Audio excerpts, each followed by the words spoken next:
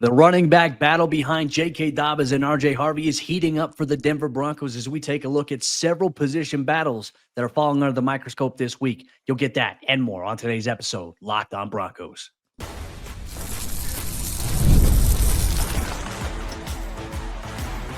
You are Locked On Broncos, your daily Denver Broncos podcast. Part of the Locked On Podcast Network, your team every day. What's happening, Broncos Country? Welcome into another episode, Locked On Broncos, your daily Denver Broncos podcast, part of the Locked On Podcast Network, where you know it's your team every day. Thank you so much, all the everydayers out there in Broncos Country, for tuning in and making us your first listen, however you choose to do so. And if you're not yet an everydayer, become one. Hit that subscribe or that follow button so you never miss out on what's going on with your favorite team every single day, all year long. I'm Cody Roark, Broncos reporter for Mile High Sports, joined as always by Sayre Bedinger, site expert over there at predominantlyorange.com. And here's what we're going to break down on today's episode of the show as the team returns back to practice for a training camp. The running back battle between the Broncos running backs behind J.K. Dobbins and RJ Harvey, it is heating up, and that's going to fall under the microscope with joint practice set with the Cardinals this week. We'll also go through the cornerback battle at the nickel between Jahdae Barron and Ja'Quan McMillian and what we're seeing from there and how some of these younger players are also looking at that position. And then we'll go through some of the other key depth chart battles, including the inside linebacker spot there and an undrafted rookie making a case for the 53. You'll get all that on today's show. Sayre, we love training camp. We love the preseason. We love these position battles because at the end of the day, as much as we want to vent about the offense and the defense looking rusty in their first preseason game, the starters, this is really about the younger guys, the depth guys, the second string, third string guys that are hopefully you never have to have their name called in the regular season because that means there's an injury, but it's about your depth there. And some of that depth involves some very, very promising competitions. Specifically, the hot hand is the running back battle right now, but behind J.K. Dobbins and RJ Harvey. And it starts with that note in particular right there, that J.K. Dobbins and RJ Harvey do appear to be the top backs on this team pretty clearly. We saw the Broncos' first unit on offense out there with the majority of the reps going to RJ Harvey and then J.K. Dobbins playing third downs primarily. So Broncos obviously wanted to get a good look at RJ Harvey in a game situation, and we got exactly that. He got a lot of snaps out there, really good stuff from him as well. But of course, you want to have depth at running back, but also you can weaponize your depth, right? You can utilize these guys as pieces of your offensive puzzle as opposed to just saying, well, you know, if J.K. Dobbins goes down or if RJ Harvey goes down, you know, knock on wood, we'll have these guys available. I think the Broncos have players that they could actually use as weapons throughout the course of a season, even if it is on a small number of snaps, relatively speaking. And so we obviously start off the conversation with Jaleel McLaughlin and Sayre Bedinger, who are the next two guys up. Cody, I'm interested because I know you just dropped your film review as well and what you saw from these two backs, because these guys are in a tight competition. We mentioned that Sean Payton kind of threw out Sayre Bedinger's name recently and kind of felt like maybe there was some steam building there. What do you think as far as this third running back spot right now? Because after what we saw on Saturday, I'm kind of leaning that Sayre Bedinger was arguably the better back overall for the Denver Broncos. Yeah, but they looked really good. And look, this is the tough thing. When you go back and watch the All-22, I came away from that with my initial impressions with the starting offensive line and even the second team offensive line. I felt like there was much to be desired. It seemed like there were several missed assignments in terms of communications, you know, pass protection, the run blocking department. So for Bedinger to go in and make the plays that he did, I felt like was impressive because you saw one cut. You saw flow from the defense to one side, and you saw him be patient instead of panicking, and he would rip off a big gain, you know, a chunk play to the outside, getting skinny and keeping his feet churning. I was very impressed with what I saw from Sayre Bedinger.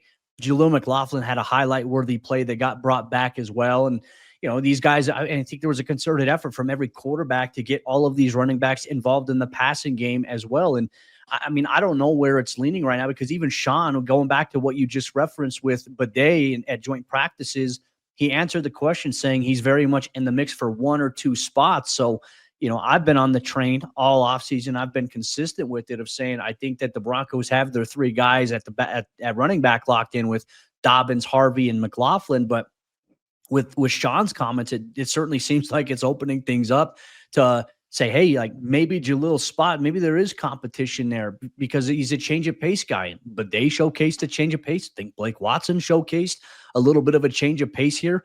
And I agree with you on what you said as well. Like, you're not trying to maybe get these guys onto your 53. So like, okay, if there's an injury, we have these two guys. I think that there's very much this by committee approach that Sean has in mind, but I think it's matchup contingent as to, we like this skill set on this particular play if we get this front. So it's more so if you carry 4 on the 53, you might have 4 weapons that you're going to be using in the run game. That should hopefully take some pressure off of obviously Bo Nix to go out there and throw a lot like he did last year. But the O-line, both units, they're going to have to clean up some things in terms of their blocking there. Granted, it's the first game of the preseason, but I would agree with you. I'd say Tyler Bedinger, he made a strong claim. And I would even say it goes Bedinger and Watson. I would put those two guys as like a 1A, 1B as to where their stock has elevated after week 1 of the preseason in this running back competition. Which would put Audric Estime firmly on the hot seat. I know he was asked after the game about being benched against Buffalo and said that he had no comment on that whole situation. So, of course, we know that the drama at running back right now it's steaming up in a big way. I mean, it's heating up here in the preseason, and the Broncos have a number of different guys with very different levels of excellence in certain areas, right? Audric Estime, man, the dude is big and powerful, right? Tyler Bedinger kind of just has great vision and burst. And then Jalil McLaughlin, like you said, change of pace. Blake Watson, he was a former wide receiver, and so he brings that element to the table, not only with good hands, but also in the open field after the catch. I mean, that was his job previously, was to be a receiver and go make plays like that. And so I'm fascinated by how this is going to turn out, because we're also now seeing around the league, injuries are starting to pile up, even for like the 49ers. They just signed another running back. They had an injury during that game against the Broncos, and they've already done joint practices. So guess who's probably going to be first in line if the Broncos cut one of these guys? I mean, the 49ers just got a firsthand scout, of all these players. The Dolphins are signing running backs. Like, the Broncos have a nice problem on their hands right now in that they have probably too many running backs than they can realistically keep. But now it would be one thing if you had an undrafted guy from, directional Michigan school who was, just a big body back, who's a clear practice squad body that you're like, oh yeah, we'll be able to cut him and get him through waivers. You don't have that type of guy on this roster. And I know that oftentimes we can romanticize the guys that are on Denver's roster because every team probably has their own Blake Watson, right? Every team probably has their own Audric Estime.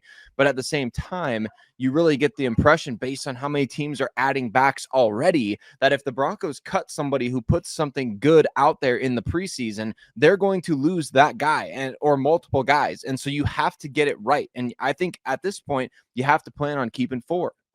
Well, and I think the challenge that Sean and the Broncos certainly have here is trying to figure out what that true look kind of feels like here, because look, you want to factor in obviously your training camp practices. Sean has said repeatedly that it's going to be the whole body work. That means practice. That means the preseason games. But we're also going to see a little bit of a change up as well. Sean did make the allusion after the game on Saturday that they are going to change things up, and different backs are going to get different looks with some of the other units. So will we see a change this week where it's J.K. Dobbins against the Cardinals getting the primary touches early on with that first team offense? RJ coming in as maybe that third down back, kind of the role that Dobbins played against San Francisco.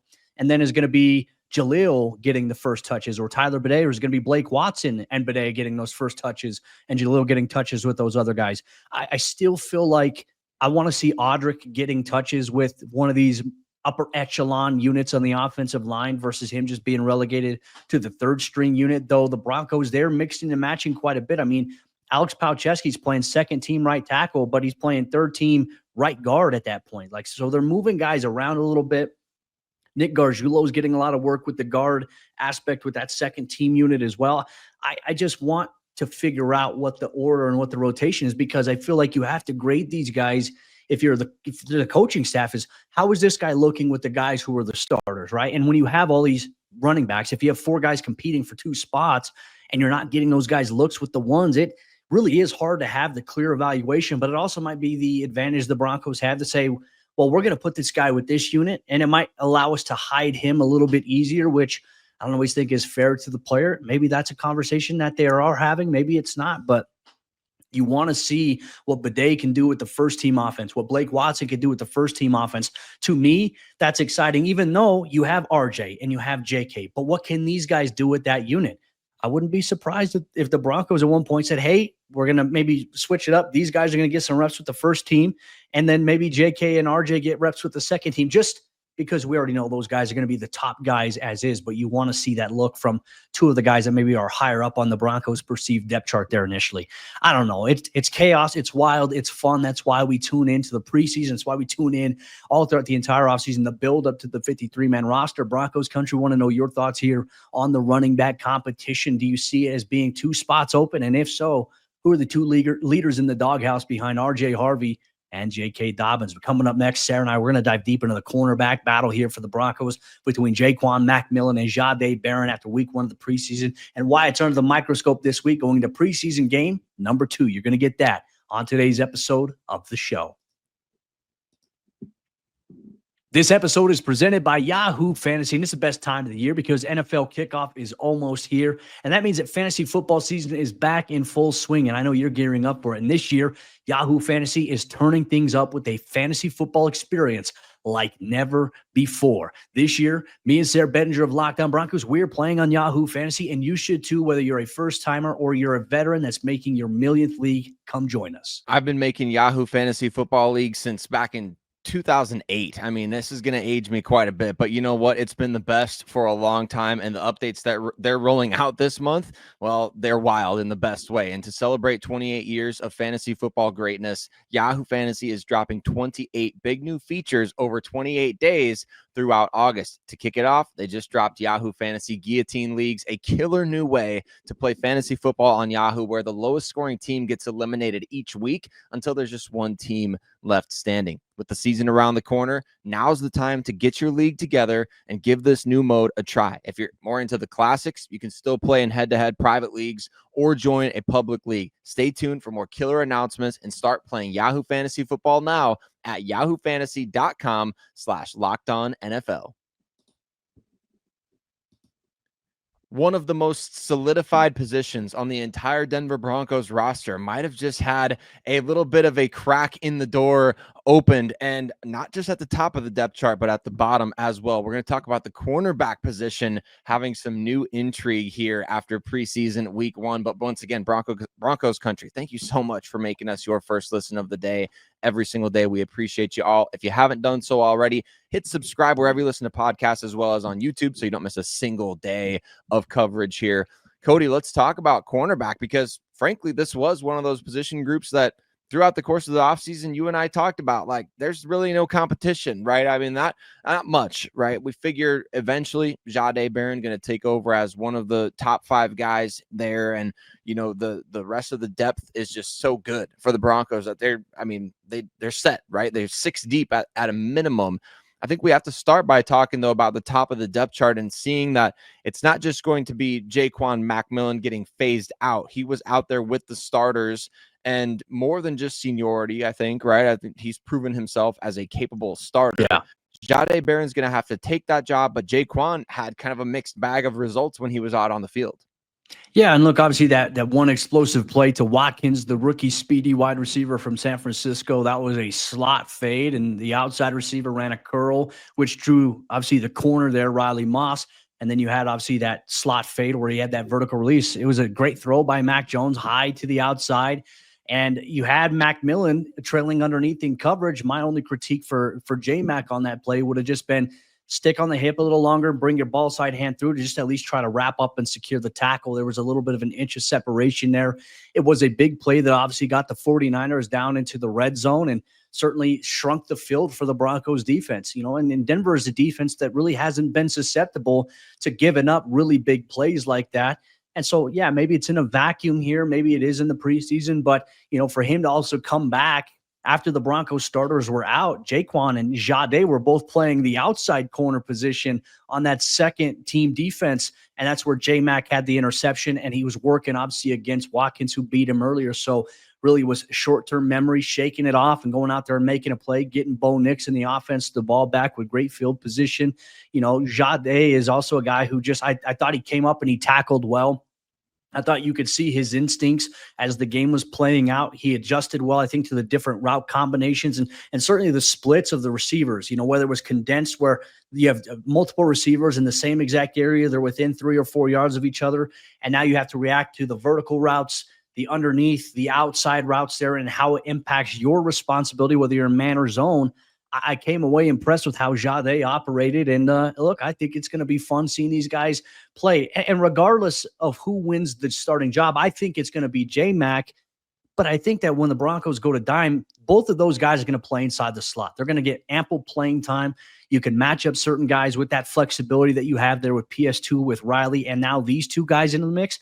That's big. But not only these two guys should we be talking about in J-Mac and Jahdae, but man, Kris Abrams-Draine having a tremendous offseason. This goes back to training camp, had a heck of a preseason game, which now I think opens up the question, how did the Broncos get this guy on the field without taking snaps away from somebody else? I mean, it's a great problem to have right now.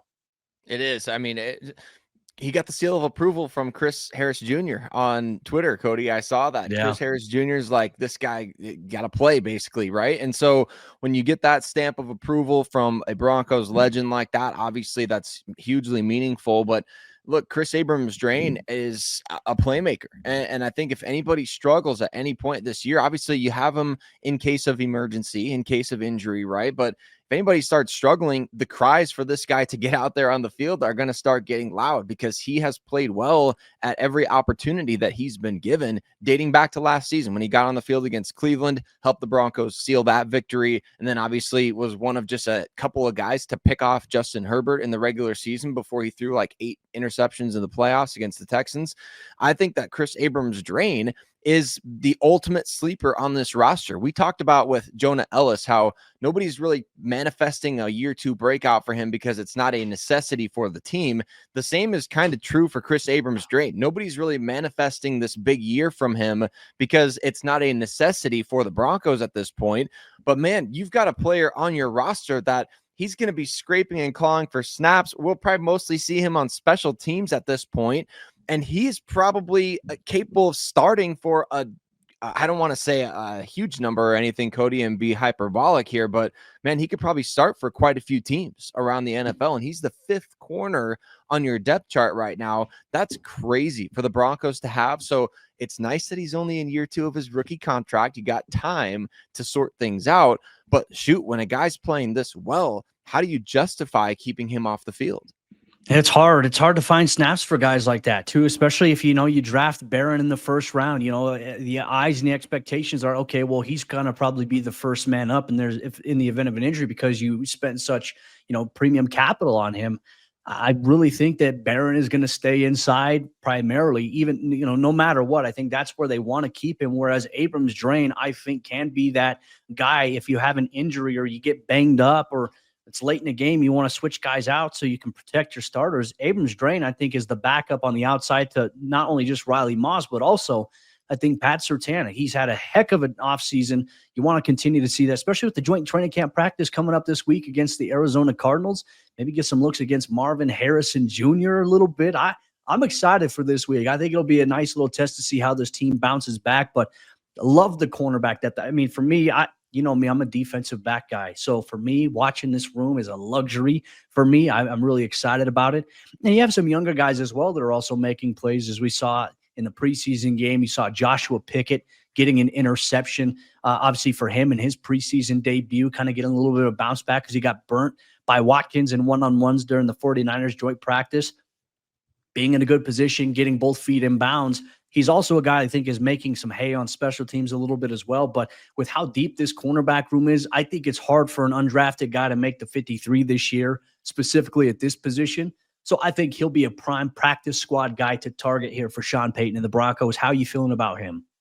Really liked what we saw from him. Also really liked what we saw from Jaden Robinson, Cody. I think I saw number 33 flash on the screen, and it wasn't because somebody was getting tackled behind the line of scrimmage. It was because he was making plays in coverage. And I think that with a guy like Jaden Robinson, $70,000 in guaranteed money from the team, really modest undrafted free agent pickup out of Oregon State. nothing that we even really talked about in the offseason program. And then he come up and make a huge play on Robbie Chosen on 4th and 4 to shut the 49ers down and get a turnover on downs for the Broncos. And then he made a great play on the ball against Isaiah Hodgins, who's played some really good football for the Buffalo Bills in the past. I was really impressed by him. When the third defense comes out for the preseason, Cody, and there's really guys that are only practice squad type candidates, you almost check out a little bit. So when somebody starts popping off, like you see them repeatedly hitting your screen, and you're like, dang, like who's 33? Like even us who covers the team, we cover all 91 guys on the roster. I'm like, who's 33? He was really stepping up. So I liked what we saw from Jaden Robinson. Really looking forward to seeing if he can repeat that against the Cardinals this week. Well, it's nice too when some of these third string defensive guys can get reps against dudes who've played in the NFL, who've made impact plays. I mean, Robbie Chosen, Robbie Chosen, Robbie Anderson. He made a play a few years ago against PS2 in that Dolphins blowout game that the Broncos unfortunately would love to, forget ever happened. So you're going against guys that have been proven to contribute in the NFL level versus this is an undrafted guy versus an undrafted guy. It's a good measure to be able to see how you do against some veteran guys that are trying to, at this late stage of their career, find a spot on the roster. So I'm with you. I'm loving the cornerback battle right now in Broncos country. There's some other position battles that we have our eyes on as well, including inside linebacker with Dre Greenlaw and Alex Singleton set to return this week. What will we see from Lavelle Bailey, and how did Justin Sternad do in Saturday's game against the 49ers? We'll highlight that and more here on today's episode, Locked On Broncos.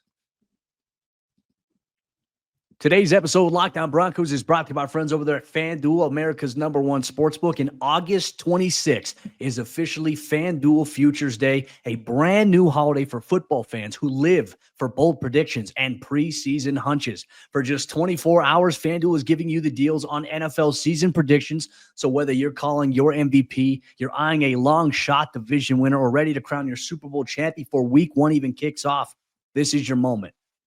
Broncos country, this is your moment, all right, to put your money where your mouth is. Literally, if you've got Bo Nix being a competitor for the MVP, I mean, make your pick. Or if you're trying to say, let's take the odds right now, I'm buying the Super Bowl hype, right? You can do that right now, or you can even parlay your division winner dark horses around the league as well. Visit the FanDuel app today and start planning your futures bets now, because Futures Day is one day and one day only. FanDuel, play your game. Some of the other hot topic position battles at Broncos training camp in this offseason are heating up, as well as we take a look at the inside linebacker position real quick. I want to say thanks once again to everyone in Broncos country. Thanks for tuning in and making us your first listen, however you choose to do so. Stay locked in all throughout the entire week with training camp coverage, plus preseason reaction and more all year long. We got you covered. This is the place to be. Sayre, let's talk about linebacker here. Obviously, we're excited this week because Sean Payton kind of alluded to it last week that Alex Singleton, Dre Greenlaw, we should expect to see these guys back in full speed this week.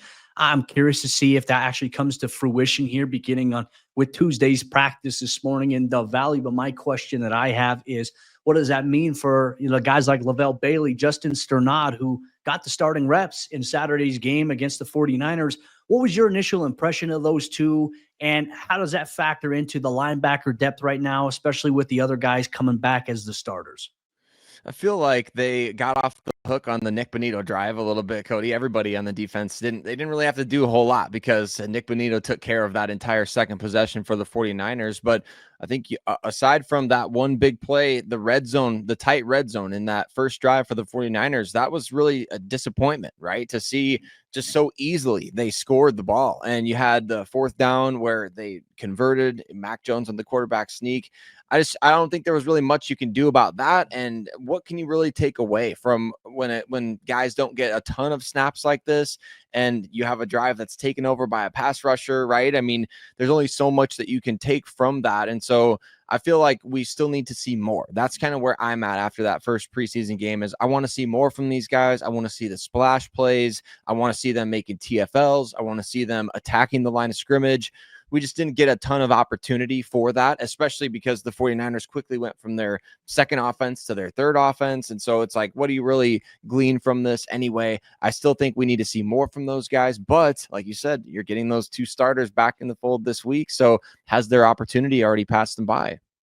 I don't think so. I mean, I honestly felt like Justin Sternad stood out quite a bit in the limited action we saw of him there, especially with the starters. He had a nice TFL stick. The Broncos obviously like him as a blitzer because they sent him a few times there.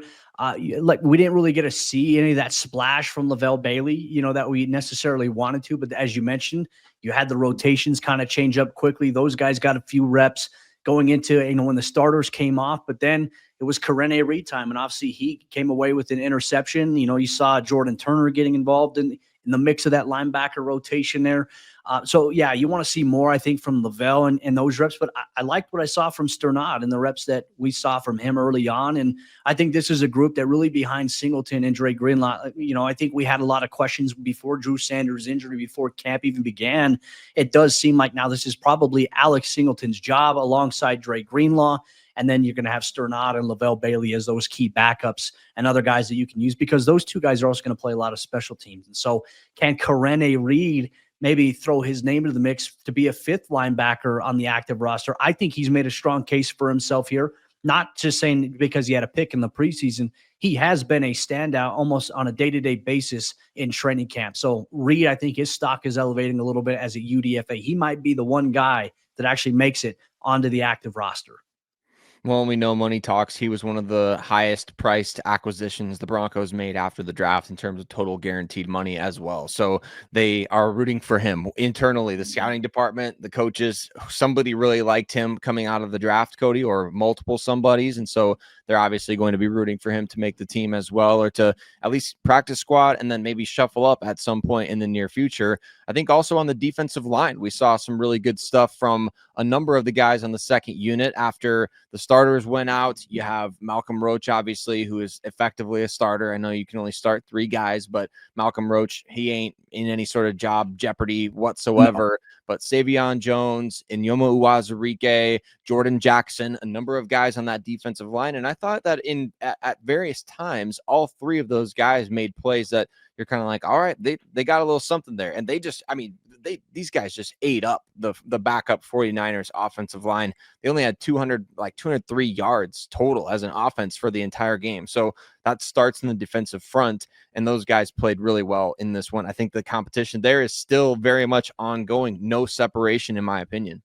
Yeah, and I'm curious as well, is Inyoma's vision, is that more so kind of like a backup D tackle, or is he going to play some defensive end? I mean, he played a little bit of both in this game on Saturday against the 49ers, whereas Savion Jones has a fumble recovery in his first NFL game action, which you love to see that, and that was forced by J.L. Skinner, who we'll talk about here in just a minute. But I like this D-line depth here, right? Because ideally you are keeping Zach Allen, DJ Jones, John Franklin Myers, Malcolm Roach. You're keeping 4 guys there. How many guys are you keeping in the back end rotation? Are you keeping 7 defensive linemen? If that's the case, that would mean Savion, Jordan Jackson, Inyoma Uwazurike. And obviously now with Matt Henningsen being done for the year with the torn Achilles, I think you open up the door now for those 7 guys to make the 53-man roster. Do you add another name or another body there at some point? I'm very curious to see how Jamar Cain and the Broncos approaches. But let's get to now J.L. Skinner, who forced the fumble that Savion Jones recovered here. The safety battle right now, I think it's kind of spelling itself out a little bit. You saw obviously Hufanga and Brandon Jones as the 2 starters. The next guys up was Devin Key and P.J. Locke, the duo of Locke and Key, if we're making a play on words here. And then it was really J.L. Skinner and some other guys rotating in there. Whereas late we saw Delarian Turner-Yell and Sam Franklin Jr. I'm curious how you perceive this room in particular, especially with Skinner, who I thought made a lot of plays on special teams, had some impact plays on defense. Your thoughts on how this might play out? I honestly kind of feel like JL Skinner's spot is going to be hard for anyone to take on this roster, because he looked like one of the best special teamers on the field yesterday, regardless of 49ers or Broncos. He was making plays, had a really nice hit on a kickoff coverage, and then came up from the safety spot and had that forced fumble. And I love that. That is exactly what everybody's been waiting to see since the Broncos turned in the card in 2023 to draft JL Skinner in the 6th round, where everybody's like, oh my gosh, biggest steal of the class, right? Everybody's been waiting to see that type of hit from him, because that's what he did at Boise State. And unfortunately, injuries nearly cost him his entire rookie season, right? And then year 2, it was kind of just that acclimation period while playing a little special teams. And now, Cody, I feel like he's going to emerge into that core special teams guy and somebody that you can weaponize defensively, because he looked like a heat-seeking missile out there. I don't think he made any mistakes that I can recall. So I just really loved what we saw from him. And it's big because you and I mentioned that he was one guy that had not stood out really at training camp practices. We haven't heard his name much. Well, now at joint practices and in this preseason game against the Niners, he found a way to stand out. And I feel like if we had to predict it here today, right now, if I had to say what the 53-man roster was going to look like, what safety was going to look like, you're going with Hufanga, Jones, PJ, Devin Key, and JL Skinner. I think those are the 5 guys. Did they carry 6? Maybe. But that's where I view as them maybe there's a battle between Delarian Turner-Yell right now and Sam Franklin Jr. to say, hey, like, we know we can't bring you guys onto the 53, but you clear waivers, we bring you back to the practice squad. Is there one guy between those 2 guys who are going to factor in there? And then Keidron Smith, who had a great preseason last year. I mean, we're not really seeing him get those opportunities he got last year. I think that's just a testament to the strength of the depth of this position right now. And I mean, it's not necessarily a bad thing, but you want to see this room kind of fortify itself. So I'm very curious to see how it all plays out here. Roster cuts are coming here in the next 2.5 weeks. We're going to have you covered every step of the way here. But Broncos Country, that'll wrap up today's episode of the show. Thank you so much for rocking with us, making us your first listen every single day. For your second listen, Broncos Country, go check out our show over there, Locked On Bets, here on the Locked On Podcast Network. Stay up to date with everything in the betting game. They got you covered over there. Sayre and I will be back with a bonus episode following Tuesday's practice in Dove Valley. The biggest story coming out of that, you'll get all that and more here on the show.